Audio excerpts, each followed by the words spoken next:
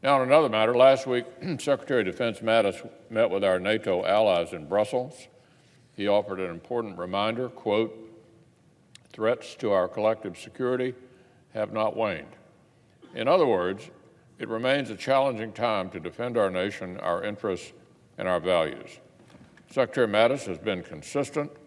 Our new national defense strategy makes this clear. Though we face a constant threat from international terrorism, our nation must also enhance our capabilities for a renewed era of international competition between great powers. He, along with our senior military commanders, have shared this message with Congress time and time again.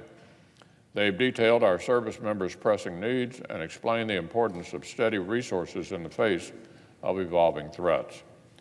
We've heard them loud and clear. Earlier this year, our bipartisan spending agreement eliminated harmful, arbitrary limits on defense spending and delivered the largest year-on-year increase in funding for our military in 15 years.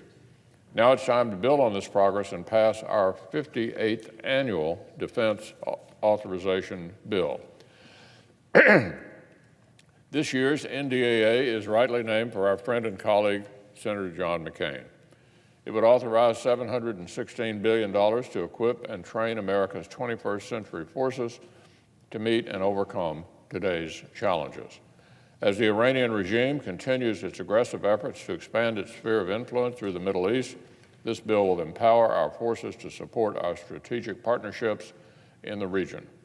As China continues testing the boundaries of its power in the Pacific region, the NDAA will extend the authority of the Indo-Pacific Maritime Security Initiative and extend the reach and readiness of naval and air forces within the U.S. Pacific Command.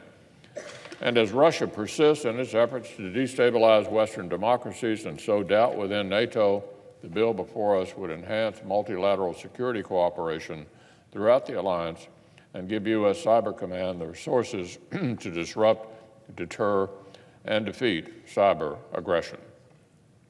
The legislation before us sends a clear message to our men and women in uniform. It tells them that we have their backs. After years of uncertain funding and arbitrary spending limits, we have their backs. In the face of diverse and evolving threats, we have their backs. When I vote, I'll do it to tell the brave Kentuckians serving at home and abroad that we have their backs. I would hope that each of our colleagues does the same. This bill was crafted in a thorough bipartisan committee process, was modified to include more than 40 amendments. I look forward to concluding our consideration and passing this NDAA very soon.